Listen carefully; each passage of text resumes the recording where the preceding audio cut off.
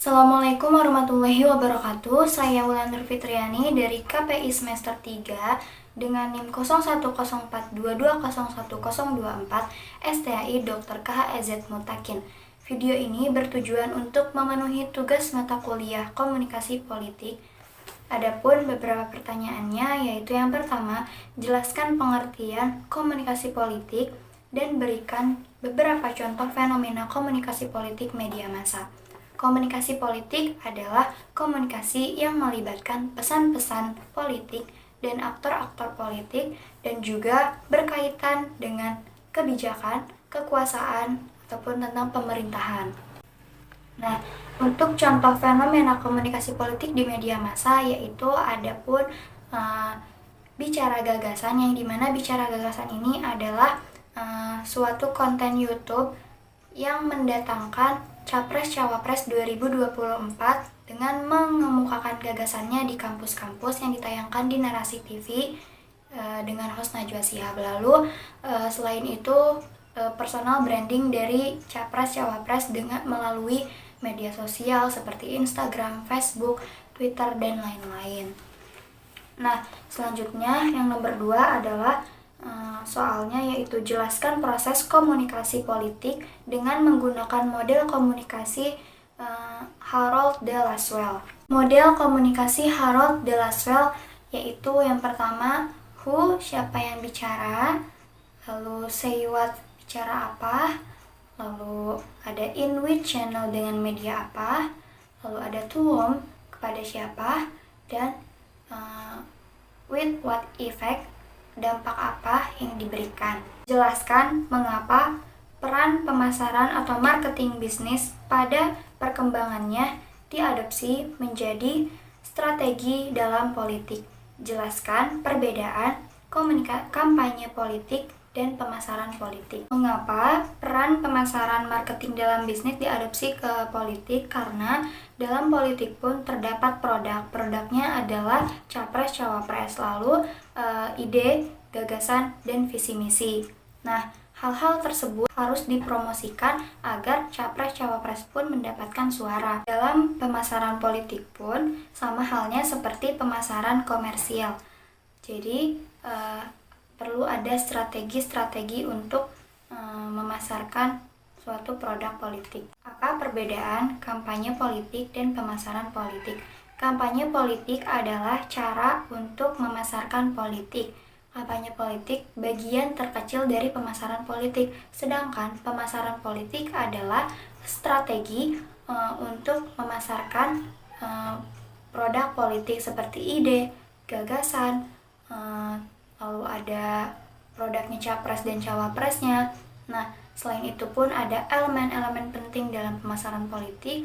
Lalu dalam pemasaran politik pun terdapat tim ahlinya untuk yang sudah diplotting untuk strategi memasarkan politik. Lalu pertanyaan keempat adalah jelaskan secara konkret pengaruh komunikasi terhadap elektabilitas seorang kandidat dalam komunikasi politik. Jelaskan melalui contoh tokoh politik tertentu. Pengaruh komunikasi terhadap elektabilitas ini sangat penting karena apabila seorang kandidat memiliki kecakapan dalam berkomunikasi dan berstrategi komunikasi politik, maka kemungkinan besar ia akan mendapatkan suara terbanyak. Seperti halnya yang ada pada diri Ganjar, yaitu Ganjar ini memiliki pola komunikasi politik yang merakyat. Ia selalu melakukan program-program belusukan ke desa-desa. Lalu selain itu Ganjar pun selalu berpenampilan sederhana yang menyimbolkan bahwa Ganjar ini memiliki gaya kepemimpinan yang sederhana yang bisa merakyat. Selain itu Ganjar juga dalam berkomunikasinya selalu menyelipkan candaan-candaan yang candaannya itu masuk ke kalangan generasi milenial dan generasi Z, jadi ke anak-anak muda.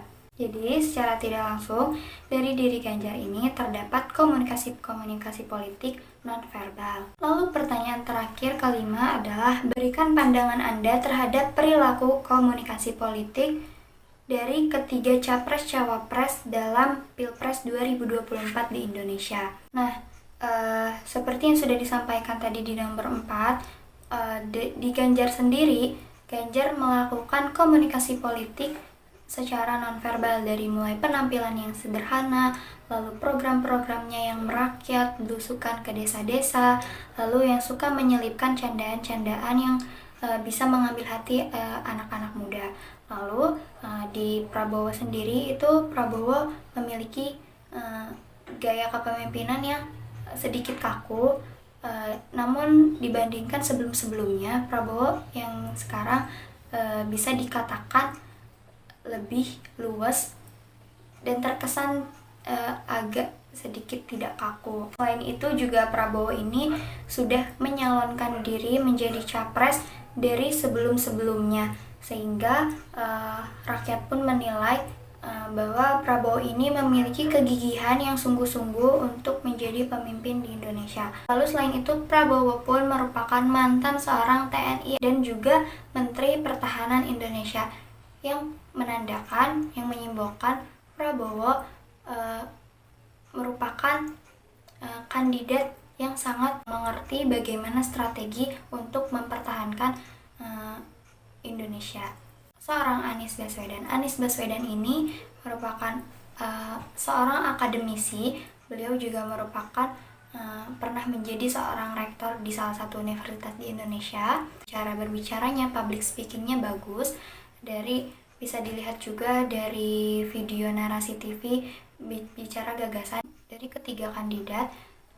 Salah satunya Anies ini adalah cara memaparkan gagasannya itu sangat terperinci, detail, berdasarkan fakta, berdasarkan data. Jadi terlihat inteleknya. Kembali ke yang pertama itu Ganjar. Dari Ganjar sendiri ini karena beliau suka melakukan belusukan ke desa-desa, ia bisa memudahkan untuk mendapatkan suara dari masyarakat-masyarakat di desa, khususnya di daerah Jawa Tengah. Lalu di Prabowo sendiri, di sisi lain cawapresnya Prabowo ini adalah Gibran, yang dimana Gibran ini adalah seorang anak Presiden Indonesia Joko Widodo, sehingga bisa memperkuat suara pada capres dan cawapres Prabowo Gibran ini. Lalu adapun Anies ini memiliki wakil Caimin ini merupakan ketua PKB, yang dimana ia memiliki optimisme akan memiliki suara terbanyak di Jawa Timur. Dan Anies adalah seorang akademisi, rektor universitas, juga memudahkan ia untuk mendapatkan suara-suara dari akademisi, ulama-ulama, tokoh-tokoh masyarakat, dan sebagian besar rakyat yang beragama Islam. Mungkin itu saja paparan jawaban dari saya, kurang lebihnya mohon maaf. Terima kasih. Wassalamualaikum warahmatullahi wabarakatuh.